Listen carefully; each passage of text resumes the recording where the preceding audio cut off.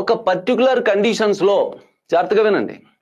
ఒక particular conditions లో ఒక గ్యాస్ యొక్క డెన్సిటీకి అదే కండిషన్స్ లో రిఫరెన్స్ గ్యాస్ యొక్క డెన్సిటీకి ratio vapour density. Reference gas అంటే ఏంటి? మనం రిఫరెన్స్ గ్యాస్ గా ఓ గ్యాస్ ని తీసుకుంటాం. జనరల్ గా అది ఏం తీసుకుంటాం?